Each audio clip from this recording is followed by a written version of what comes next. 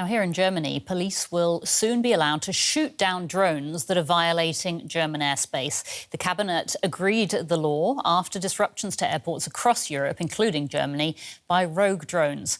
The legislation still requires parliamentary approval. The German Chancellor Friedrich Merz has suggested that Russia is behind the interference.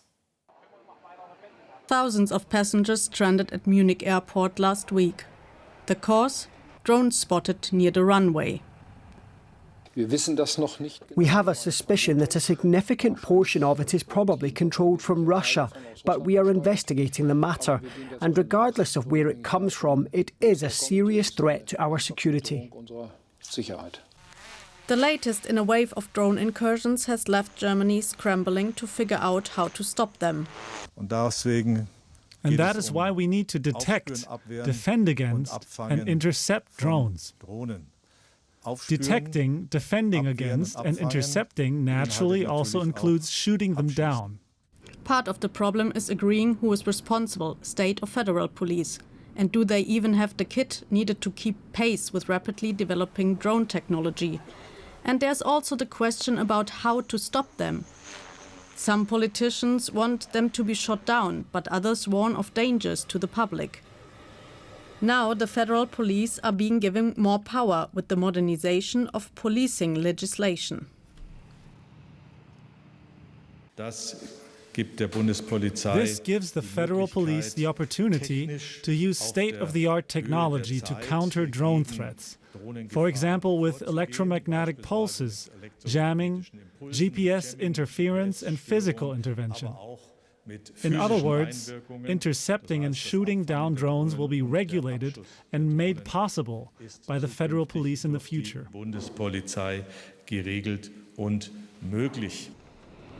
There are also plans to change aviation security laws. This would make it easier for the army to shoot down drones in case of emergency. But once the legal situation has been resolved, would Germany even be capable of protecting itself against drones?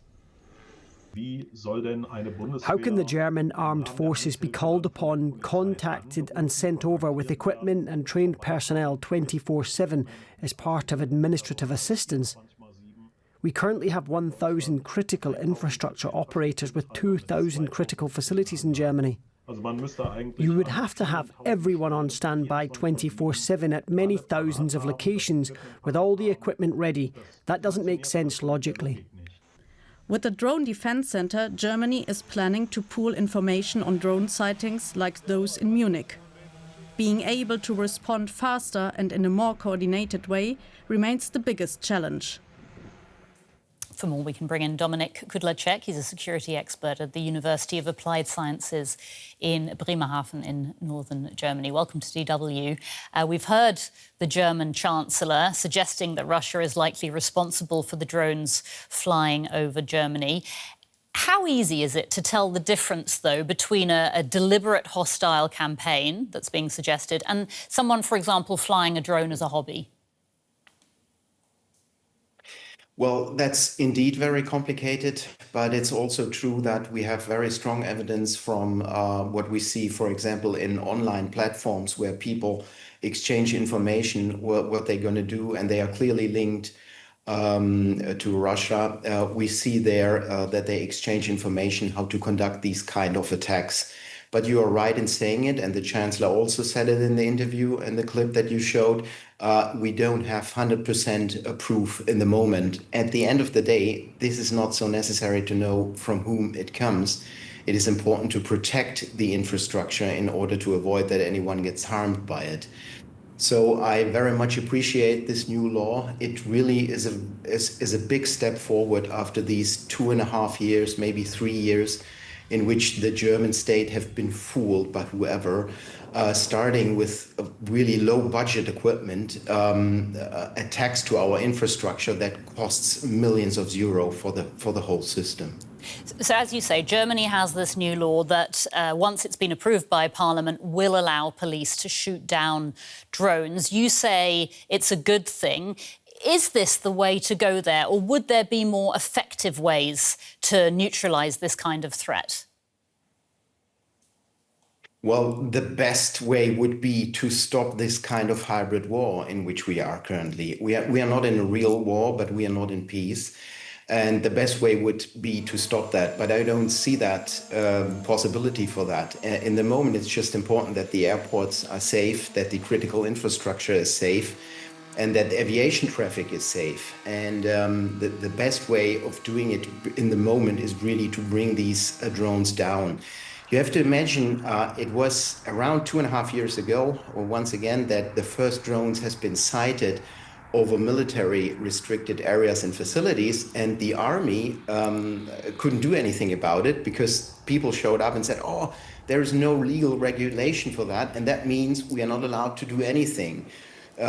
Same with the airports, seeing the pictures here. The drones came up and the airport had to be shut down and no one could do anything about it. And this law gives us a strong tool to stop that situation. It doesn't only dedicate clear responsibilities and competences, it's also there will also be a new information center, a competence center on drone activities, and that will give the whole system the possibility to react very, very quickly to these threats. So do you see other countries adopting measures like these we're seeing here in Germany? Well, other countries don't show this reflect so quickly as we do here in Germany, that we first say, oh, we need a regulation for it. And before we don't have the regulation, we can't do anything about it. In other countries, they shoot the things down and ask questions later.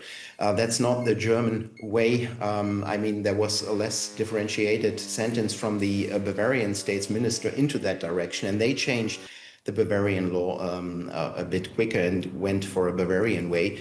I think other countries were much more pragmatic in solving these issues and not postponing that for over 2.5 years. Mm-hmm. Just very briefly, can people in Germany feel safer with these new anti-drone measures?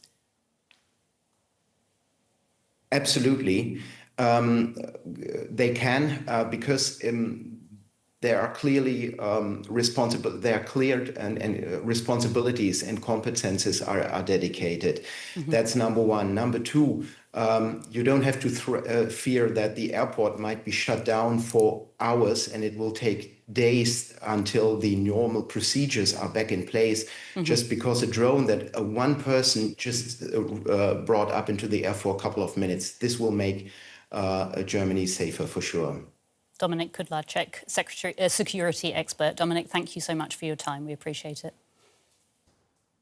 Well, for more on this, I'm joined now by Verena Jackson. She is a senior researcher at the Munich University of the Federal Armed Forces, also known as the Bundeswehr University. It's good to have you with us.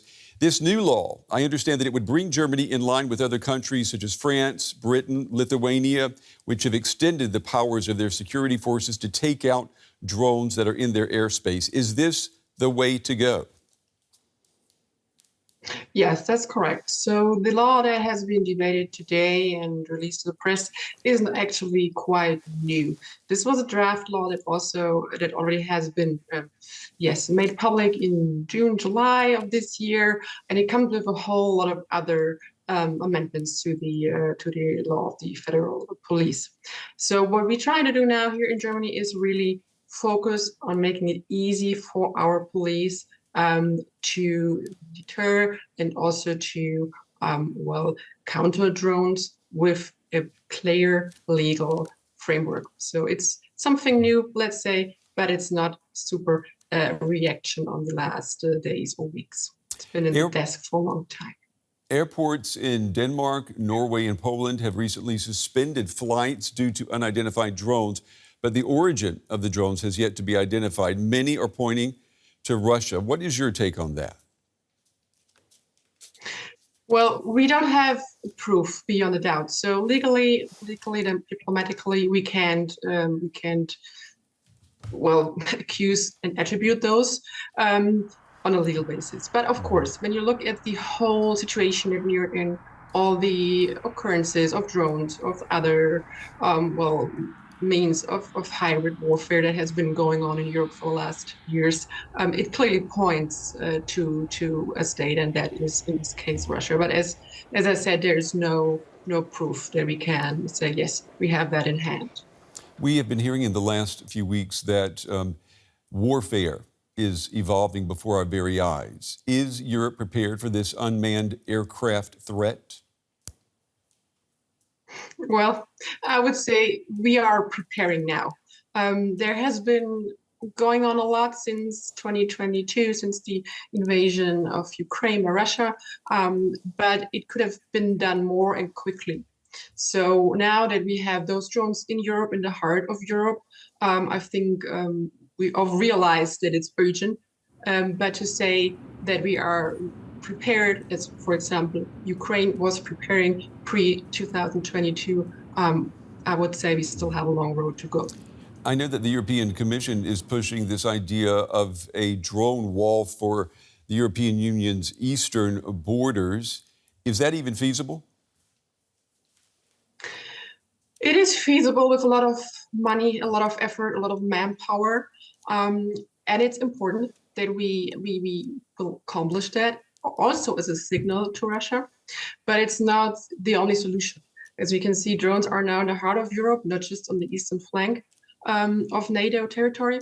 So we also have to prepare domestically. Every state, every nation in Europe has to prepare for that. It's not sufficient that we have a drone wall. It's more we need a net across Europe that is, yes, well prepared for counter drones. I mean, that's part of the problem, isn't it? I mean, how united is Europe when it comes to this? We've heard from Italy's leader, we've heard from Greece's leader, criticizing these plans, saying, well, what about the southern border? Why doesn't every border deserve a drone wall? And they have a point, don't they?